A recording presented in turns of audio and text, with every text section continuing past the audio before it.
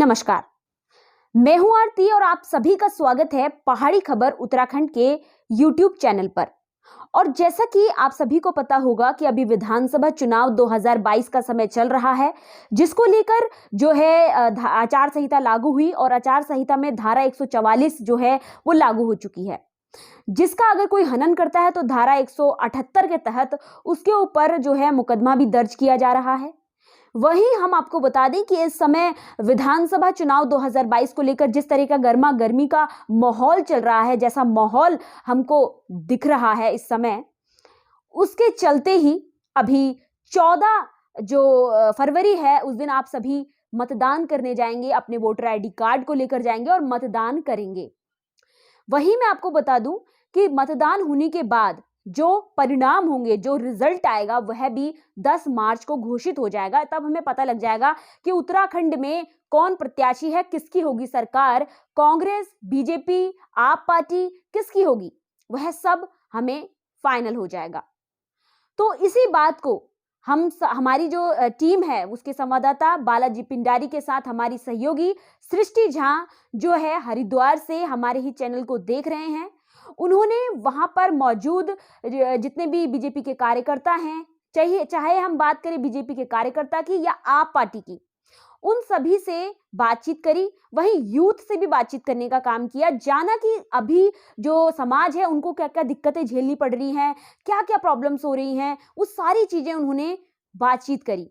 आइए हम आपको सबसे पहले जिस शख्स से मिलाने जा रहे हैं, जिस सामाजिक कार्यकर्ता से मिलाने जा रहे हैं, वह जेपी बडोला जी हैं, जिनसे बातचीत करी है हमारे ही संवाददाता बालाजी पिंडारी ने। उन्होंने उनसे बातचीत करी और जाना कि समाज में अभी क्या क्या दिक्कतें हैं, क्या इश्यू चल रहा है, विधानसभा चुनाव को लेकर क्या उम्मीद रखता है समाज, तो वो सारी बातें उनसे जानी। आइए एक झलक पे नजर डालते हैं। चर्चा करेंगे बढ़ती महंगाई को लेकर, उत्तराखंड में बढ़ती बेरोजगारी को लेकर और आने वाली विधानसभा चुनाव को लेकर के। सर, आपका क्या कहना है बढ़ती बेरोजगारी को लेकर के? उत्तराखंड में जो लगातार बेरोजगारी बढ़ रही है, इसके विषय में सरकार जो है ये क्या कर रही है? देखो, ऐसा है कि कोई भी निर्वाचित सरकार, मैं ये सोचता हूँ कि वो जनता के हित के संबंध में कोई विषय नहीं रखती, केवल और केवल घोषणाओं के आधार पर सरकारों का संचालन होता है।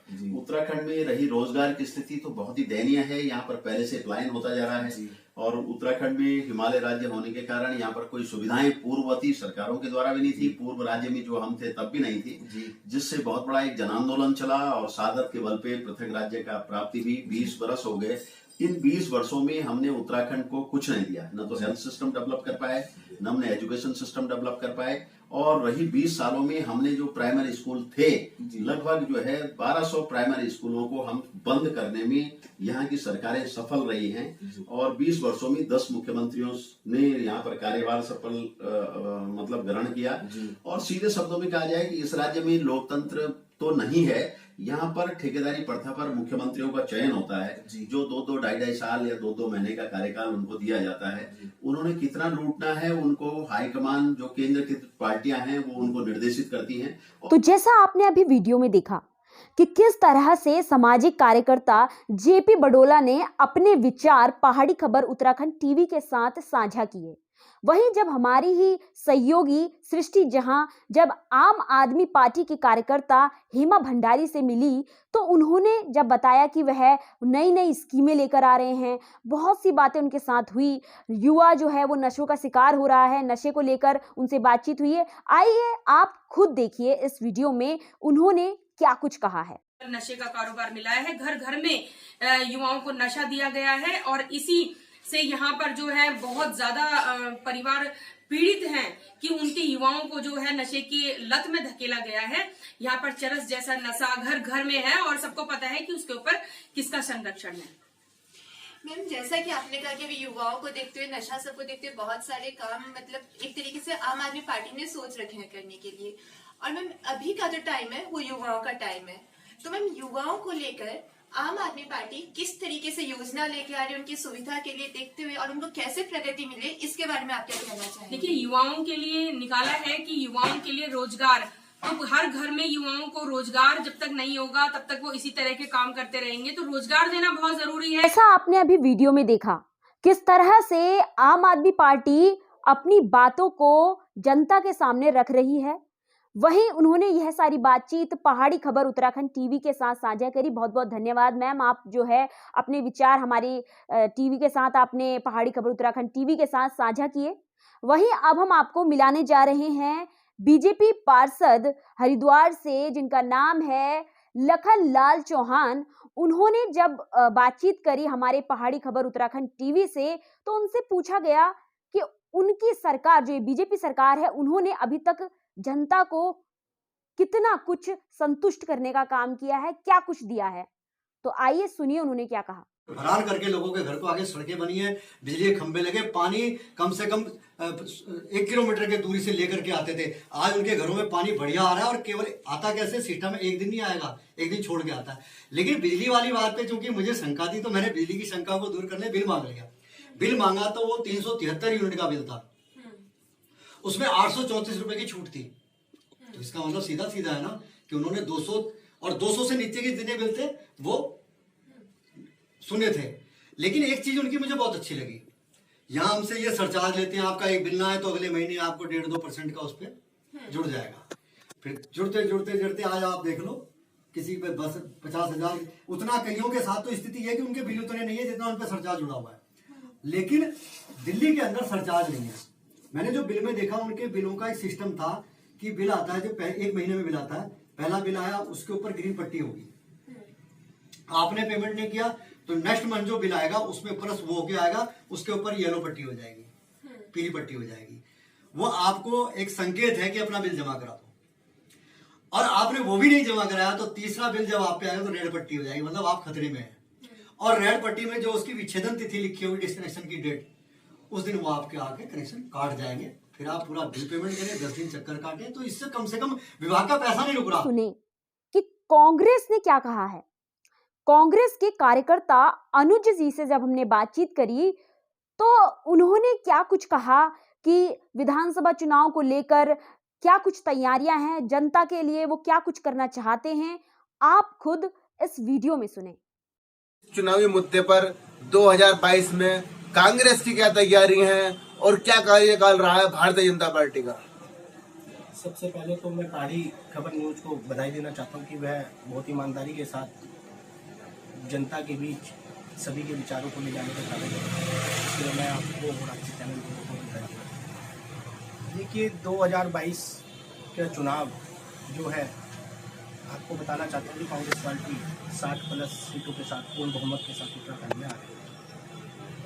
और क्योंकि उसका कारण है, आपने देखा राहुल गांधी जी की रैली में जन सैलाब उमड़ा, लोग उनके विचारों को सुनने के लिए कितनी तादाद में घर से बाहर निकले। तो ये सब चीज़ें दिखाती हैं कि लोग बदलाव चाहते हैं। और बदलाव क्यों चाहते हैं? क्योंकि भारतीय जनता पार्टी ने 4.5 साल में जो हाल किया है उत्तराखंड का, ये दुर्भाग्यपूर्ण रहा जनता के साथ कि पूर्ण बहुमत उन्हें मिला। इससे पहले आपने देखा होगा 2012 में भी सरकार बनी, तो जो कांग्रेस ने भी सरकार बनाई, मिलजुल कर सरकार बनी। उससे पहले भी जो सरकार थी वो भी मिलजुल कर बनी, लेकिन 2017 में पूर्ण बहुमत भाजपा को मिलने के पश्चात भी इन्होंने किसी प्रकार का विकास उत्तराखंड में नहीं किया। सतपाल महाराज जी को लेकर क्या कहना चाहेंगे सर? आपके सतपाल महाराज जी को क्या कांग्रेस से इस बार टिकट मिलेगा या फिर इस बार भी उनका टिकट पार्टी काट देगी? देखिए, टिकट की जहाँ पर जो बात होती है, टिकट क्या है, हमारी राष्ट्रीय पार्टी है, और जो राष्ट्रीय नेतृत्व फैसला लेता है उस पे ही सभी कांग्रेस के जो कार्यकर्ता हैं या कांग्रेस के नेता हैं उस पर काम करते हैं। हमने अभी वीडियो में हर किसी पार्टी के पक्ष के बारे में सुना होगा, चाहे हम बात करें कांग्रेस, बीजेपी या आम आदमी पार्टी, हर किसी ने अपना पक्ष रखा है। वहीं हम यूथ वर्ग को कैसे भूल जाएं? तो यूथ वर्ग के लिए हमारी ही टीम के संवाददाता बालाजी पिंडारी जब उनके पास पहुंचे, उनसे पूछा कि क्या वह इस सरकार से संतुष्ट हैं, उनको कोई दिक्कतें तो नहीं हो रही। तो इस पर आइए जानते हैं यूथ वर्ग ने क्या कुछ कहा है, क्या बोला है। और इसके अलावा हमने जो बुजुर्ग लोग भी हैं उनसे भी बातचीत करी, उनसे भी पूछा कि उन्हें कोई दिक्कत परेशानी क्या हो रही है। वो सारी बातें आप इस वीडियो में देखें। एक और नौजवान साथी मेरे साथ जुड़ रहे हैं यहाँ, ये भी एथलीट मुझे लग रहे हैं और एक्सरसाइज कर रहे थे ये, तो मैंने इनको रोक के पूछने की कोशिश करी है। ये बताएंगे स्पोर्ट्स के बारे में, उत्तराखंड में क्या इनका कहना है, स्पोर्ट्स की क्या स्थिति है इस क्षेत्र में, हरिद्वार में। स्पोर्ट्स की वैसे स्थिति तो सही है, जैसे कि देहरादून में यहाँ पे सबके लिए स्टेडियम है। हमारे हरिद्वार हरिपुर के अंदर कोई अच्छा ग्राउंड नहीं है, यहाँ पे एक भी स्टेडियम नहीं है, तो उसकी वजह से लड़कों को रोड पे रनिंग करनी पड़ती है, तो उससे पैरों में उनके दिक्कत हो सकती है, तो उसके लिए यहाँ पे ग्राउंड वगैरह नहीं है अच्छा। तो इनका कहना है कि भाई का कि ये जो है हरिद्वार क्षेत्र में, इस क्षेत्र में भाई का कहना यह है कि हम एथलीट हैं, युवा हैं, ये एक्सरसाइज जो करते हैं सड़कों पे करते हैं, इसके लिए इनको एक स्टेडियम सरकार को हरिद्वार और हरिपुर से जो लगता हुआ क्षेत्र है एक स्टेडियम ग्राउंड में देना चाहिए 60 के लिए। इस सरकार ने, उत्तराखंड सरकार ने क्या किया है इसके बारे में ये नौजवान मुझे बताएंगे। मेरा नाम आयुष हरियाल है जी और मैं हरिद्वार का निवासी हूँ। जैसे कि ये है भारतीय जनता पार्टी ने हमारा जो ट्रैक है ये बंदे का इन्होंने पहले से बहुत बढ़िया कर दिया है, हमारी रनिंग भी अच्छी हो जाती है और हमारे मुख्यमंत्री पुष्कर धामी जी ने उन्होंने भी हमारे लिए उत्तराखंड पुलिस की वैकेंसी निकाल दी है जो लास्ट 2015 में आई थी और जो अब आई है, इसलिए हमारे लिए बहुत बेनिफिट हुआ है, जिसका सब लड़कों को सबको बेसब्री से इंतजार था उस चीज़ का आज। तो हमारी जो भारतीय जनता पार्टी है वो हमारा बहुत बढ़िया कर रही है, नौजवानों के लिए तो रोजगार भी दे रही है और सबको है कि उसमें कुछ जो अब नगर निगम के अधिकार क्षेत्र में 2 वर्ष तक उसमें अब तक क्यों नहीं कुछ किया गया, तो दुकानें ही बना दी जाएं जिसका किराया नगर निगम को जाए। आपने अभी तक इस पूरे वीडियो में देखा होगा कि किस तरह से हमारी टीम के संवाददाता बालाजी पिंडारी और सहयोगी सृष्टि जहां ने दोनों ने मिलकर हरिद्वार के लोगों से पूछताछ करी। लोग ही नहीं, तीनों पार्टियों से, जब हम बात करें आम आदमी पार्टी, चाहे हम बात करें बीजेपी या बात करें कांग्रेस, हर किसी से बात करें और उसके अलावा यूथ वर्ग से भी बात करने का काम किया। सबने अपनी अपनी राय दी है, सबने अपना अपना विचार पहाड़ी खबर उत्तराखंड टीवी के साथ साझा किया है। अभी यह परिचर्चा रुकेगी नहीं, अभी यह परिचर्चा और आगे जाएगी। हम चाहते हैं कि आप जो ये आने वाली 14 फरवरी है, जिस दिन आप चुनाव के दिन मतदान देने जाएंगे, तो आप एक ऐसा प्रतिनिधि चुने जिससे आप भली भांति संतुष्ट हैं। आपको लगता है कि वह ही इस प्रतिनिधि के लायक है या उसे ही प्रतिनिधि बनाया जाना चाहिए, तो यह आपका अधिकार है और इस अधिकार के लिए हमें जहां तक जाना होगा हम वहां तक जाएंगे और अपनी पहचान जो है, हम अपनी पहचान के साथ साथ जो समाज में जो पार्टियां हैं जो वो अपनी बात रख रही हैं वो आप तक पहुंचाए, यही हमारा उद्देश्य है। तो इसी के साथ दोस्तों मेरे चैनल को लाइक, शेयर और सब्सक्राइब करना ना भूलें। साथ ही साथ आप मुझे मेरे फेसबुक और इंस्टाग्राम में फॉलो करना ना भूलें।